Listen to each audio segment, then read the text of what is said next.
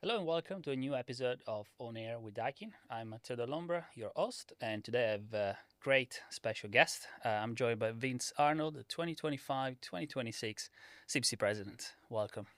Thank you very much. It's really great to see you here and to have a sort of an opportunity to have a chat with you. I've uh, I've seen a fair few of your speeches over Hmm. the last few months, and actually I was really taken by one of those when. It was at the Yen Awards last year, Yeah.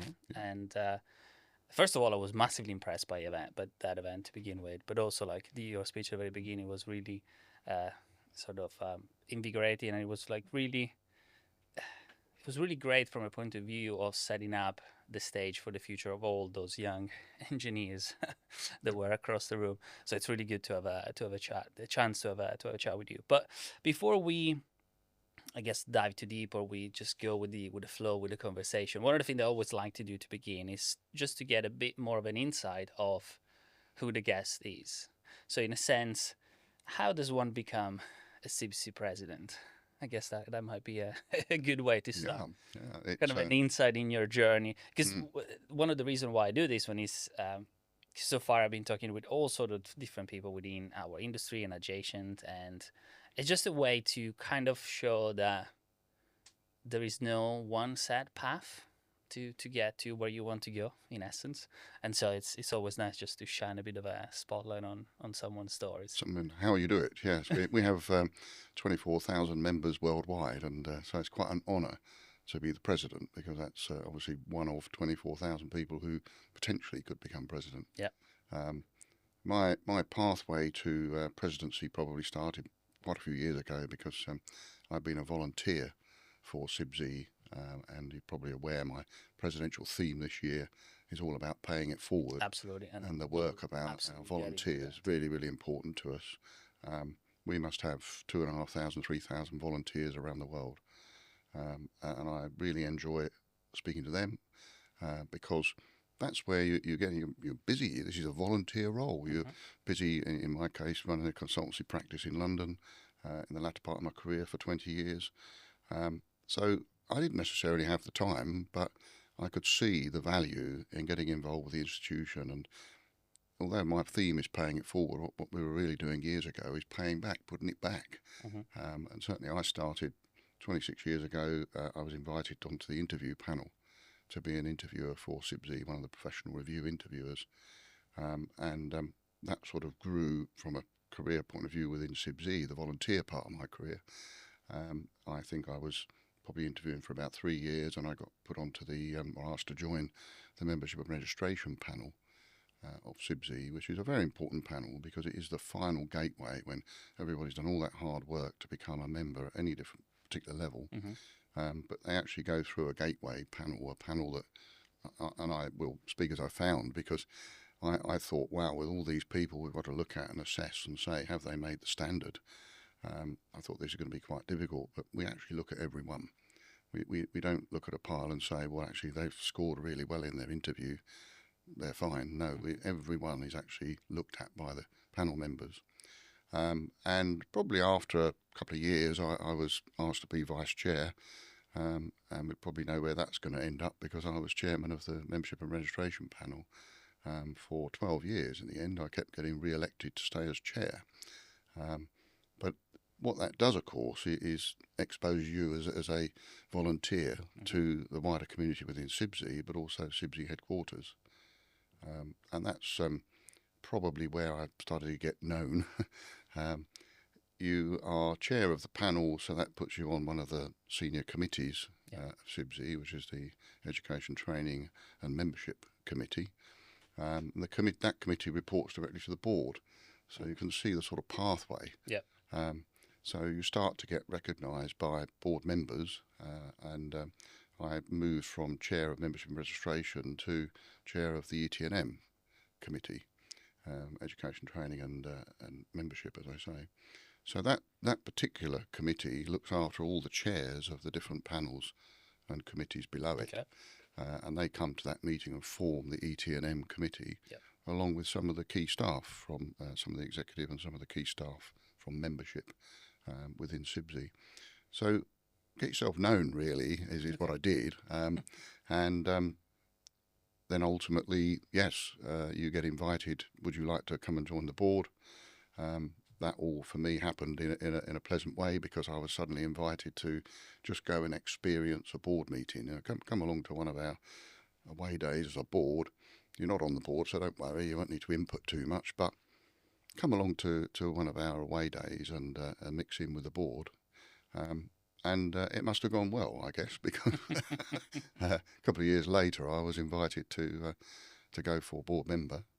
And I became a board member. I was a board member for a couple of years. I then became treasurer, honorary treasurer for a couple of years, and then was recognised on what we might call the pathway to president, Okay. which I, again, very humbled about, because as far as I'm concerned, from my own point of view, I really enjoyed my career in engineering. I've enjoyed everything. I've enjoyed designing, project managing. I've enjoyed. I started as an apprentice electrician, so I enjoyed my time on the tools. I enjoyed what I call walking the boards, learning the job on a building site, and brought those, I feel, skills, the practical skills, in to working within consultancy world. And having really enjoyed my career, I wanted to tie a nice red ribbon around that really nice career that I've enjoyed and inspire others, as I've done all the way along. I'm biased. I'd like people to become engineers. Yep, can't help that bias, I'm afraid. And not everybody's going to want to come along and enjoy engineering, but if they start just a little flame, a little spark to say, considering it. Seed of Yeah, that. you put that seed in and inspire them. And I think you were mentioning earlier there when you introduced me that I am really keen on the young engineers, and that's from about, you can imagine, a little bit of bias to apprentices, because I was an apprentice, but the Young Engineers Awards and working with Young Engineers Network, the graduates, is something I really enjoy. And one of my experiences there as a measure of why would I enjoy it, well, I was doing a Young Engineers Awards, and I was chair of the, at the time, chair of the Apprentice of the Year competition. So I went along, and the evening went very well. It was a similar evening to what you came to last year. And you would have seen Apprentices, the Apprentice Award as well. But afterwards, in the networking session, it's something that I'll always remember, because I was, again, quite humbled by it. There were 3 apprentices who came up to me, and they were chatting away about career, and, fine, yeah, I can speak all night about that. And they were really quite enjoying the discussion. And then suddenly the young chap in the middle, he stood forward and he said, "Vince," he said, "I've got to say, you really inspire us." Now, well, that made me feel, wow, that's really good. I had to think on my feet, because this deserved an answer. So I said, well, thank you for saying that, but actually, you and all of the volunteers and all of the young engineers who are coming through within CIBSE, want to come through, you inspire us. You inspire me. And they're shocked about that. How do we inspire him? Well, no, you inspire me. You inspire me, and you inspire all the other volunteers that we've got working with CIBSE, because without seeing your success and seeing you enjoying a career, the sort of thing I've enjoyed, hard work, but I've enjoyed it, just really makes us feel, and without you doing that, without you being present, without you doing well from the advice and mentoring that you get from CIBSE and from members of CIBSE, we wouldn't be enjoying that. If you didn't enjoy what you were doing, we'd be, do I want to volunteer? But also, we probably, the future of the entire industry would be certainly a risk if we're not able to inspire the young generation to continue to sort of come through the ranks and do their own, to progressively pay forward and make sure that there's always that new blood and new activity coming in. And I have to say, I've over the last couple of years, I had a few chances to work a bit more closely with the young engineer networks, and it's great, because what you see the spark, you see the interest, you get the questions that normally you don't get, that immediately make you think of you really want to learn more. You really want to see what's what and to really understand Hmm. exactly what it is that you're working with and what's surrounding you and how you can improve. Um, and so yeah, it's just been really really good to have the chance to work with this, and in a sense do our own little bit to promote in the same way the fact that yeah, the industry needs, of course, new people that come in and that have that curiosity Yeah, to yeah, I continue know. asking questions. A wide career. That's the thing about engineering. It touches pretty much everything, doesn't it? Absolutely. Um, so being an engineer, you take a pride in what you're doing, and that it's enjoyable in that sense. And the other thing I really enjoyed about a career in engineering, particularly building services engineering, is there's a challenge every day. Absolutely. Every day you're going to say, "Oh, I haven't met that before," or "How does that work?" or "How can I get the best out of that? How can I make that more efficient?" Um, and I think that makes the job more enjoyable. Absolutely. And you've got a story to tell because you can share that. You can Yeah. share that experience when you go out networking. And You've it's got also the something to say. realization, I guess, that what you work on will have a very immediate and very practical impact on so many other people's Mm, life. Because at the end of the day, we spend all our life inside buildings, in our homes or in our jobs or yeah. somewhere in between within those two. But as human beings, we spend so much time inside buildings. So the Hmm. idea that you made some choices that then led to, I don't know, a building being built in a certain way, Yeah. and that building now houses X amount of people, and In, that came because yeah. of the decision that you made. Mm, That's quite yeah. In comfort, in a absolutely. safe environment, efficient. So the systems that they're using are efficient, energy efficient. So we don't want to be having. We like to have. I'm going to say cheap to run, but things aren't cheap. But you know, a reasonable Hmm. payment is being made for a very very good service Yeah. from those services. But one of the things that's changed in our industry, which I think is quite exciting in the last 5-10 years, is that we now, as engineers who are involved in design and construction, and indeed maintenance, we need to make sure that the building is running so efficiently that almost people were saying 10 years ago, "Oh, we're going to shoot ourselves in the foot because we're now designing systems that are so efficient that we don't need large boilers, we don't need large heating systems, etc." But what we've actually found is, of course, the technology that's going into the buildings and all these other factors still require our help. Absolutely. So we are looking at safety. You know, you're entitled to be safe in your own home. You're definitely entitled to be safe in your workplace 100%. and everywhere, aren't you? Safety has to come with it. Safety, efficiency, something's going to last. We have to look at resilience of the building. There's some weather changes going on, aren't there, with the climate change So I'm going on? told, yes. Yeah, we're thinking, well, we never thought about that. And you know, in UK, we wouldn't years and years ago be thinking about a domestic property that needs some aircon or cooling. We would never have dreamt of that. But we're getting summer temperatures now where it's just unbearable and difficult to sleep at night. Hmm. So what architects are saying in the domestic environment is, well, could we, you know, when we're using, for example, an air source heat pump, um, can we reverse that and say, well, can we cool? Of course Hmm. we can. We can do that. But yeah, And so that's the beauty, really, I guess, of our field, as you were saying, that you cannot really you cannot really sleep on it in terms of saying things will constantly evolve, will constantly mm, change. There's mm, always a new challenge. So I guess the most important thing, as long as you have that curiosity that stays within you, to always go out and ask the next question and try to solve the next challenge and yeah, the next problem. mm, I think you will always have a job, and B, I think you can really have a good time in your job by constantly yeah, chasing enjoy. that problem and finding the solutions and Mm-hmm. continue that circle over and over again. Yeah, yeah, certainly enjoy it. Certainly listen to end user comments. Yep. You know, if it's a residential tower block, listen to what they have to say. Go back and ask them a year later. Um, we're doing a lot of that post Grenfell now as an Mm. industry. Of course, Yeah. we're recognising what the residents are going through or not going through. Hmm. Um, yeah, we now have legislation in place that says you need to think about those residents now in a legal sense. Yeah. Um, and too right, why not?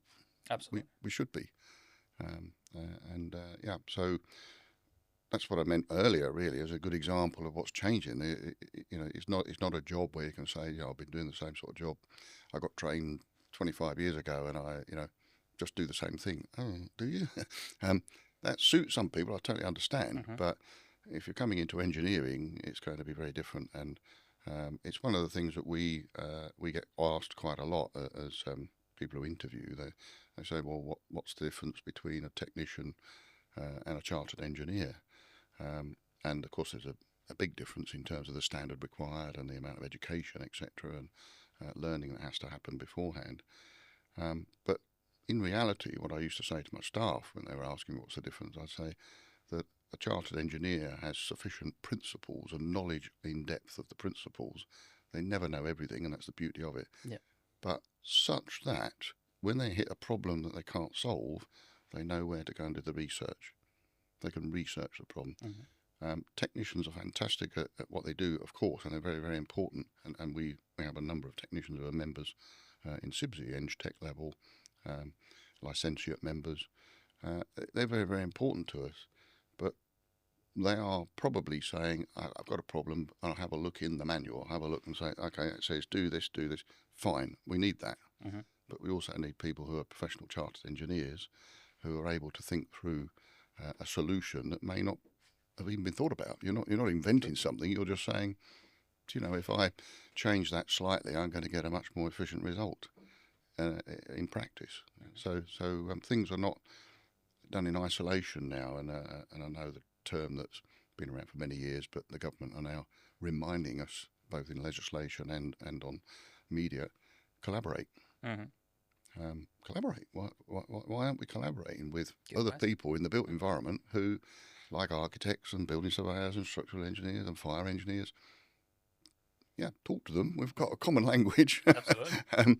And we definitely need to be doing more of that, because the end result then is more comfort, more resilience, absolutely, more energy efficiency.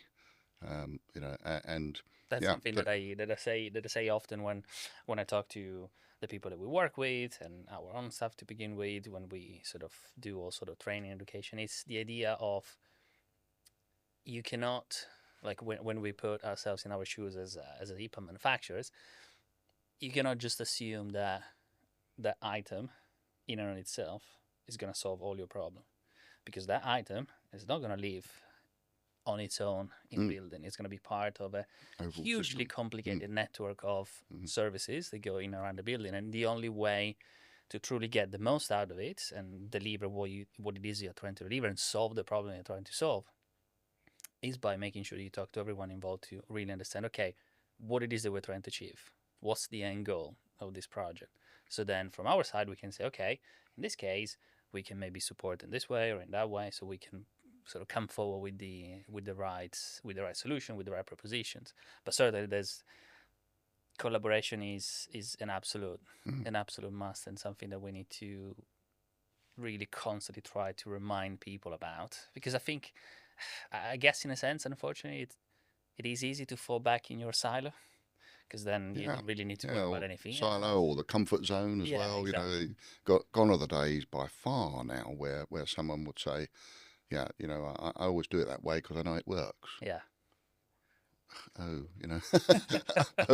that collaboration I'm talking about, it definitely extends, and it's written in statute now that it extends to products, it extends to manufacturers, it extends to installers and suppliers. We've all got to work together, and the font of knowledge that you've got as a supplier or somebody who's actually a manufacturer, we could be saying something that you think, well, actually, if you do it this way, it'll be a lot quicker to build or a lot more efficient. Thank you very much. There's a lot of that around, isn't there? And we because at the other end of the spectrum is that you cannot expect any given individual to know everything about everything. No chance. And that's where the collaboration also comes into play, because everybody contributes in their own area of expertise, and together you solve that puzzle together. Yeah, and together is strength, and together is the next job. That's it. In our case, obviously the clients are looking to say, as that professional team and the suppliers all work together well, and you hear a lot about that, don't you? Where client selection is, well, I've got confidence with these team that are looking after my project or looking after my building, the maintenance of my building. Client confidence. They're not engineers, a lot of No, them. maybe some, but the You know, vast maybe majority some, but certainly not. not many. Absolutely. And they own the building, and they're the client. Yeah. And all they'd probably see is the outcome of how are the people who are occupying the building feeling, what are the results of costs, how much is it costing me to run this building. And if we put the efficiencies in, and we think about maintaining the building properly, I have a little phrase, we do a build to perform. You're probably aware, Sydney are very successful build to perform at Excel. We've been doing it at Excel for a few years now. And that's been very successful for us. But we add into that maintain to perform, because you might well hand over a building at the end of the construction or refurbishment. You hand it over to the maintenance team. If you don't think I need to help the maintenance team along as well and make sure they understand the systems that we put in, etc., we're not maintaining to perform. Absolutely. And we have to do that. We have to consider that as engineers in the built environment. 100%. And I think that's also something that probably got missed quite a lot in the past.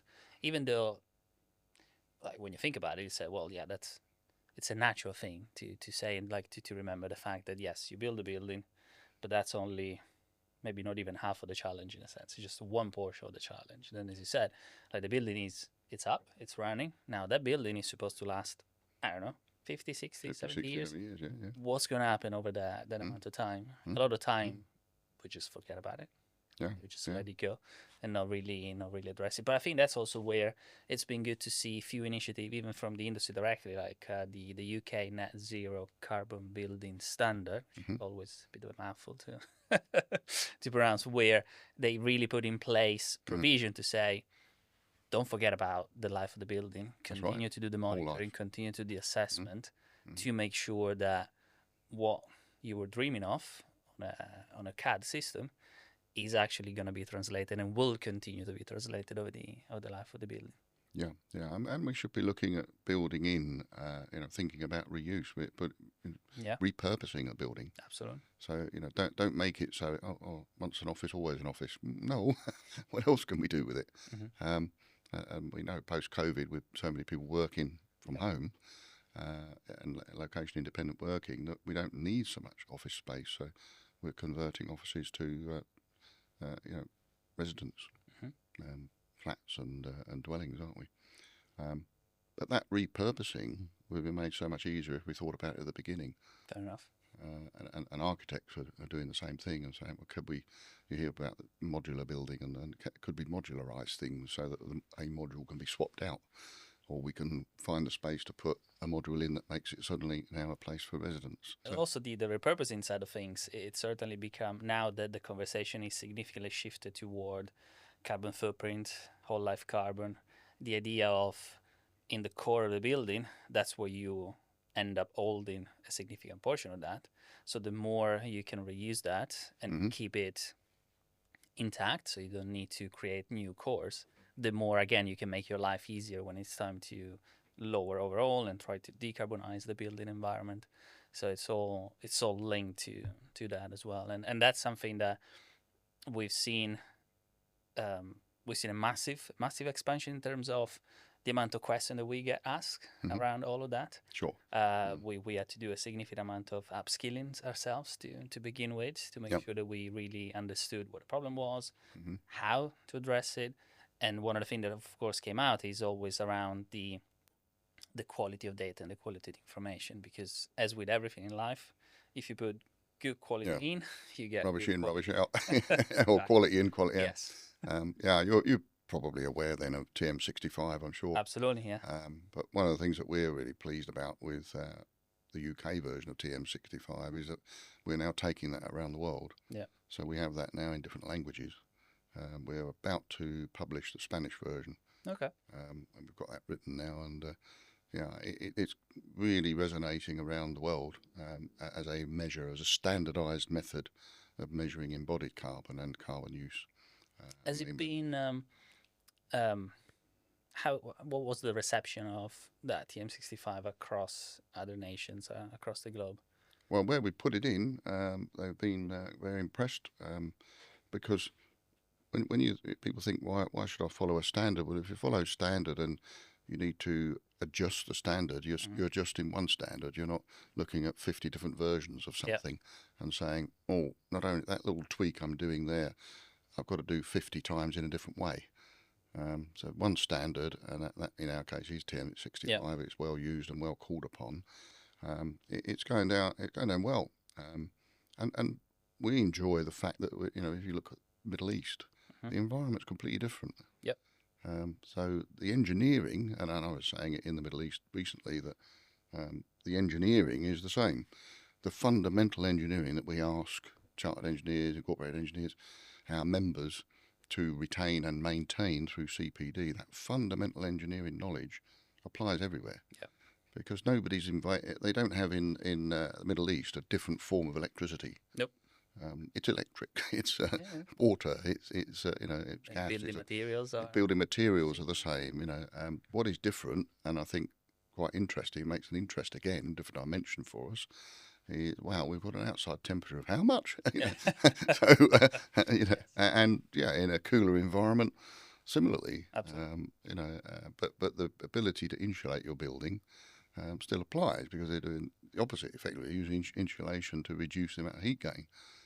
Again, we were talking earlier about climate change for us, and that's something we need to really consider. That we can naturally within the building, without using any mechanical systems, get the architect to say, well, actually, can we consider reducing solar gain? Yeah. I can remember a few years ago when Part L first came out, and architects were looking at us and saying, well, you must know about Part L. That's all to do with energy and Part L with the building regulations. Oh, yeah, that's right. Yeah. And I remember going to a meeting where they'd got their initial plan for this new building that was going on a greenfield site, the new office building.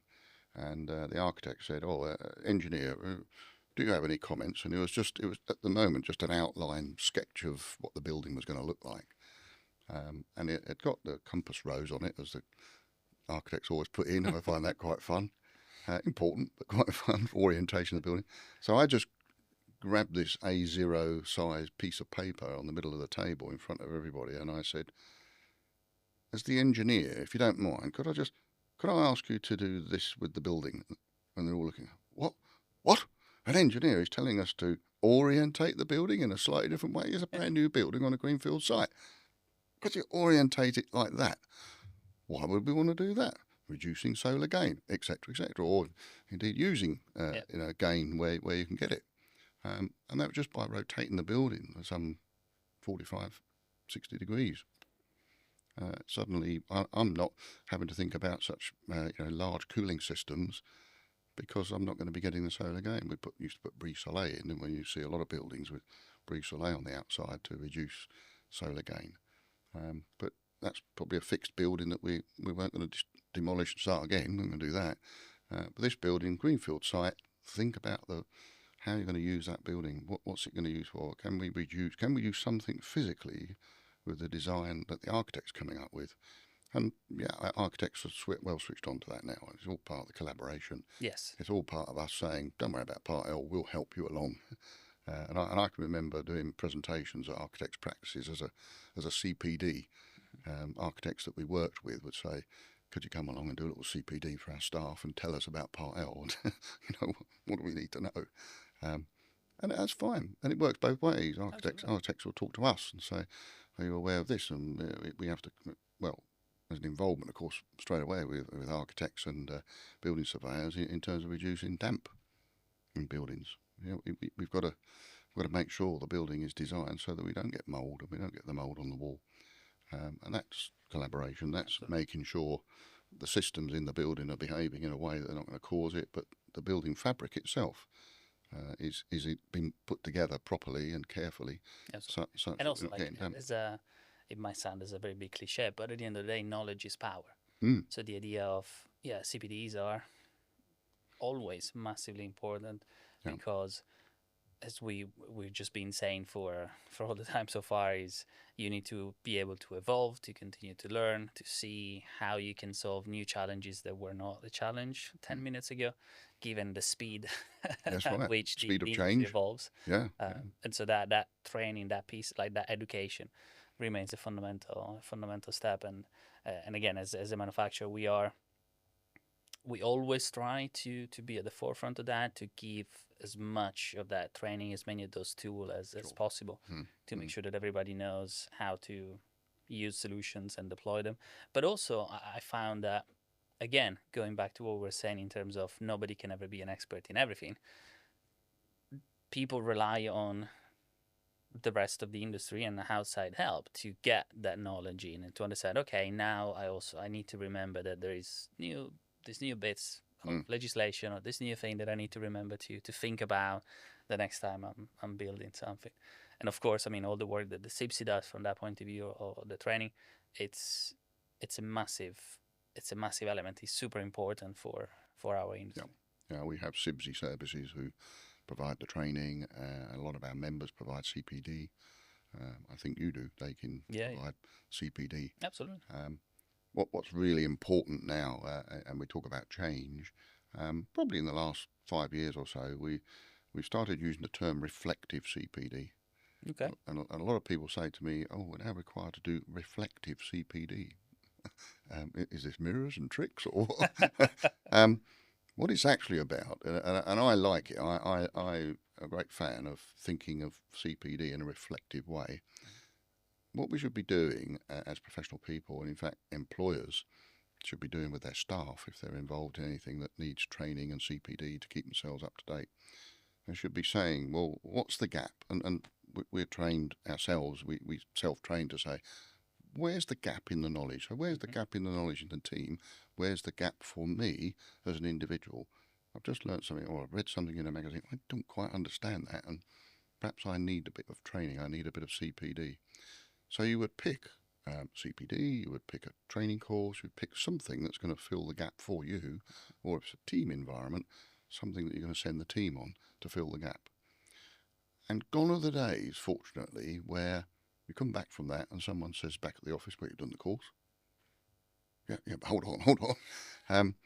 What we should be doing when we've finished our CPD, and in fact we've got to do now, is reflect on whether what we've just done, albeit a sandwich and a chat at CPD of a lunchtime in the office, or going away to a structured course, you have to ask yourself and ask whether the team have benefited sufficiently from that the gap that we found has been filled. It might need to be, let's pause for a couple of months while we practice that knowledge we've just picked up and put it into experience. But we need to be doing that. Otherwise, it's totally a waste of money and time sending somebody on CPD where they come back and say, didn't answer the point for me, a waste of time. That is a lot of money and a lot of time wasted. So it's very important. And if I say it for myself, because there are a lot of people who do work for themselves in our industry. They're not they haven't got the umbrella of a large company that's going to look after them, or a HR section that's talking to them a couple of times a year about what your training needs are. You have to look after yourself in a lot of cases, don't you? So we urge people to self-reflect and say, that gap in my knowledge, that gap in my experience, have I filled it by going on what I've been on? If I don't think I have, find something else that will. Find another course, and then share that experience. So if you've got this problem, I suggest you don't do that course because it's a bit general. It doesn't answer the exact problem we've got. This one does, so we share it, don't we? So reflective CPD is quite important. It is no longer, I have to be careful I don't upset anybody when I say it, because I used to say to my staff, it's not, this CPD, lunchtime CPD, is not measured on the quality of the sandwiches. Fair enough. That's not what you're writing about when you finish your CPD. What was good about this course? The sandwiches were good.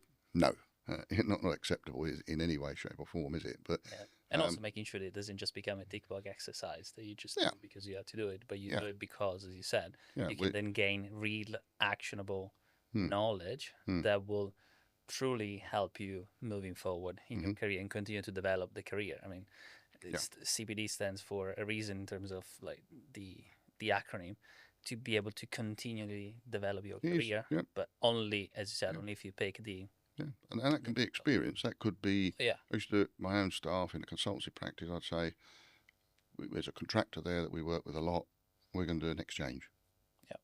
No, especially young engineers. Young engineer, go off for a month with the contractor. We'll bring a young engineer from the contractor into the consultancy environment and share the knowledge. And they get quite a reward out of that. That's in their education, in their experience, and their knowledge. And the language as well, because Yeah. you then learn to speak the language of the other party. So the next time that Yeah, you interface with someone else for a project, I'm hoping that communication is improving every day, because certainly in my experience, if there was ever a difficult situation on a project, I have to say, not 99% of the problem was communication. Yeah. It was down to communication. Somebody would say, "Oh, I understood this is what you wanted," or "I understood I was to do that, like that." Well, no, that wasn't what you were asked, or did you check? Or there's been no. They just don't communicate. No. And you were saying earlier about confidence and things. It comes with confidence. Yeah, some people aren't good communicators because they just don't. They feel a bit nervous in the environment and think, "I don't want to speak up." They need to perhaps find someone who will speak up for them then, because But a mentor. sometimes there's pressure, there's time pressure. Yeah. Someone just said, okay, it needs to be done quick, go, and then you don't stop, you don't reflect, you don't really try to think to yourself, have I truly understand what it is what the challenge is about? Have I truly understand the brief? Have we had the right conversation? So there's a lot of these factors. How do I deliver the best for the client within the budget? Yeah. Clients haven't got an endless pot of gold. There is a budget, and we have to get the best out of that budget in terms of efficiency and for the building comfort. And very, very important aspects, aren't they? Absolutely. So I certainly think that's the other exciting part about it. There's always improvement opportunities. Mm-hmm. There's opportunities to improve. We're going to improve something, or think we're going to improve something. We might change it. We need to have the confidence to say, it didn't quite work. Let's go back to where we were. We're not to change much, but let's go back to where we were and think of something else that might work better. So I think our industry has perhaps had a nervousness over the years to say, I've made the change. I can't go back because it would be embarrassing. Now, actually, it's quite a mature thing to say, this is not going to happen. One of the other... You can only really... I guess you can get there, but you need experience, you need a good mentorship for someone that shows you that, as you said, it's not an embarrassing moment, but it's actually a moment to show the maturity, the fact that you've grown, that you've learned, and that you can then use that specific moment to improve your future decision making and so on and so forth. But I think it can only really happen as long as we can create the right environment for it to actually happen. Yeah. We don't actually create the opposite environment that sort of actually bash people on that. We don't do that anymore. Hopefully never. But yeah, you can do that psychologically by shouting at somebody or whatever. Yeah. You don't have to be physical, but that's creating an environment which is hostile. Yes, exactly. And not open to open communication. And I would just say to my staff, if I was running a practice at one time in Brighton, and I'd say to them, if you think we're running off the pier at any time, tell me. We're going to drop off the end of the pier, tell me. If we're doing something we shouldn't be, tell me. Yeah. And they knew that they could do that. You hear the phrase that, a manager or a director will have their door always open. And you do. Yeah. And people didn't feel concerned or frightened if they were to ask something which probably on face value appeared stupid. Appeared silly. It's not. Nothing is stupid. If you don't quite understand, say so. Absolutely. You're not being ridiculed for it. I know that one of the things I use quite a lot, and I encourage people to do in our industry, in terms of helping from a safety point of view, and it's now in the Building Safety Act, it says, I don't care what you're doing on the building site, I don't care what you're doing in the built environment, I don't want to hear any more you saying, there's something going on over there. Well, nothing to do with me. I'm an engineer on electrics. That's nothing to do with me. It is to do with you. It always has been in my mind. And I used to regularly say to my staff that if you're on a site, on a building site, and you see something going on which is unsafe, I want you to remember a 4-letter word. and the staff, I always pause because the staff will go, "Are you absolutely sure about that, Vince?" "Yeah, because the word I want you to use is stop." "Oh, yes, you say stop." If you see somebody who's using a large hammer drill, nothing to do with you, you could walk on and say, "Nothing to do with me, I'm M&E or I'm MEP, I'm building services." Nothing to do with me. That's a labourer there knocking a big hole in the wall, but I've got no eye shields on. Stop. And some of my staff would say, "Well, I don't really have the confidence. It might be a big person. I don't have the confidence." So, no, go to the site hut, tell the site manager, that's what's going on. It needs to stop right now. And if they're not going to take it up, write it in the diary and say, "I told this manager this needs to stop." Because we have accidents on building sites that should never have happened. Absolutely. And I personally, I think I would feel really guilty if I'd walked past somebody not wearing eye shields, for example, when they should be, and not said anything, and then the following day I learned there was an accident on the site and the person lost the sight in one eye.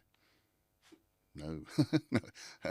I'd probably find great difficulty sleeping because I didn't say anything. Yeah, of course. And on top of that, as we were saying, at the end of the day, everything is connected within the building. So what you may have witnessed may also then create a knock-on effect on the bits that you are then responsible about. You just didn't know at the time, but again, because of that. I'd rather a job stop for 10 minutes rather than absolutely. What's going to happen if there is an accident. Yeah.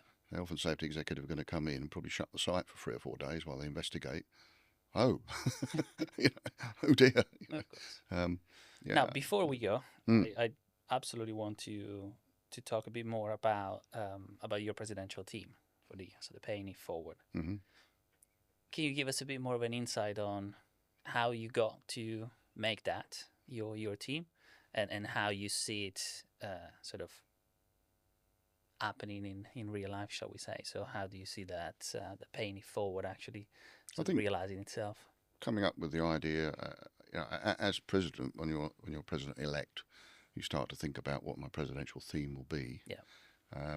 And of course, being in an engineering environment, a lot of past presidents have spoken about a particular topic in engineering. Mm-hmm. I'm a great believer in what you get through volunteering in terms of soft skills. And I speak to a lot of companies when I'm doing speeches. I speak to a lot of companies like that and say, if you were to allow your staff to come along and a committee or even do a little bit of mentoring, not a great deal of time out of the working time, I understand that, but the soft skills that they're going to pick up in doing so are going to be very rewarding for them, for you, the employer, but also in their career as they develop. So because I've enjoyed and been able to enjoy so much volunteering, and I see the benefit, I sort of live and breathe the benefits of that. And I've seen it with my own staff, when I let my own staff volunteer or go to a committee meeting, etc. They don't necessarily get exposed to what they're getting exposed to at that meeting. Mm-hmm. They're not treasurer, they're not standing up, or they're not secretary, they're not standing up and chairing, they're not doing a presentation at work. But that's soft skills that they're just picking up on a by-the-way basis almost. Yeah. By the way, this is what's happening. So it in a way is free. In a way it's free training. Mm-hmm. It's not formal training. It's real on-the-job training. Yeah. In those soft skills. And because I've enjoyed, I sat down and thought about it, and I thought I'm really proud of our volunteer force. As I said earlier, they're volunteers for CIBSE. Every time I meet them, I make a point of meeting them. And as president, I can travel around meeting our volunteers, meeting our members. They are just really enthusiastic. I get the same sort of result as I get from the Young Engineers Network. The volunteer, it's probably the way you're wired. I don't know. Maybe you're wired to do it, so. And therefore there's this common thread. So what I wanted to do is, I was thinking about, giving back or something like that. Mm-hmm. Giving back in terms of a term, it's very negative. It's a sort of, it's going the wrong way sort of thing. Paying it forward is paying it forward. Yeah. And what paying it forward is about is saying, where are we going to be with this person? Where's this person's career going to be in 5 years' time? How is this person going to develop? How is this person going to be get reward from mixing with our volunteers, our mentors, our people? People are without knowing it, they'd be sitting in an open plan office, and an engineer will say, "Oh, I've forgotten how to do this. Oh, this is how you do that." Da, da, da, da. Well, you've just paid something forward, because that person you've just spoken to is hopefully going to use that for the rest of their life as a tip on what to do, or how to resolve a particular problem. And they may come back to you 6 months later and say, "Well, what was that problem you helped me with? I've forgotten. I've got it again. I've forgotten." Yeah. So that bit of paying it forward is cost you 5 minutes, if that. Yeah. Not necessarily a half a day or a couple of hours on a Teams meeting. Just spot the opportunities, really, to add value to other people who are coming up. You mentioned that, it's dead true. The younger engineers that are coming into engineering, they are the future. It's a well overused term, I know, but they are absolutely the future. I find that I like them to question what we're doing and challenge. That's what you get with the young engineers. They will challenge the norm. Yep. And they will say, "Why are you doing it like that? Why have we all? Well, because we always don't like that." No. Why? We've moved on. There's this technology available that will help with that. Oh, I didn't know that. Thank you very much. So paying it forward for me, it's been very successful. It's resonated around the world. I've been travelling a lot with CIBSE as president, and obviously they know that it's well published that my presidential theme is paying it forward, and I try and identify the opportunities that are being taken in paying it forward, and use that in my speech. If I'm speaking in that evening or something in the local area, then I'll say what I've seen at that project, and it's often I would say to people, and I've not met them before, I've gone out on a visit, and we'd be having a dinner or something in the evening, and I would just in my speech say, you are paying it forward in bucket loads. You're doing it. Thank you very much for doing it. And a big thank you, and sort of thank you on behalf of our industry that you're paying it forward. We're busy lives. People lead busy lives, and a lot of people have got a family to think about, mortgages to think about, rent to think about. Daily life gets in the way, and that's why paying it forward isn't. I'm an example of paying it forward, but I'm not suggesting that everybody will have the time that I've managed to managed to use, if you like, and create a bit of time to pay forward in a big way. But so I give those small examples of paying it forward, because it's like everything else, isn't it? The grain of sand, and then 10,000 grains of sand I've got a cup for, whatever. It self-perpetuates. Yep. I think they used to call it pyramid selling, didn't they, or something like that? We're pyramid selling, paying it forward. Get the word out there, get it round. And I've found actually it works. I've involved other charities as well, and I find people say, "Oh yeah, that applies here as well, doesn't it?" Yeah, it does. It's a very universal concept. It's a universal concept, yeah. It doesn't matter where it is. It doesn't have to be building services engineering. No. Yep. Across the board, anything you look at, especially if there are volunteers involved, and there's an awful lot of volunteers involved in charities, and by recognising the good work they're doing and talking about paying it forward and the soft skills they learn from it, will attract more people to use some of their spare time to help in charities like CIBSE. CIBSE is a registered charity. So that part of it is good to know. It's good to know that you're doing something that's rewarding to a charity, to a registered charity. I've really enjoyed. In a way, quite sad that in June I hand over to my president-elect, and I become the immediate past president. I have some duties to do as immediate past president for a year, but not anything like the duties I have as president, of course. But yeah, been very enjoyable. That's great to hear. So before we go, the very last thing that I want to say is how, like, if you were to recommend someone that wanted to start to be involved a bit more with CIBSE, what would you say would be the best starting point, the best starting jump from that? Start initially, CIBSE around the world, we have regions, and the regions set up meetings usually on a monthly basis, if not more regularly. The region can do a CPD.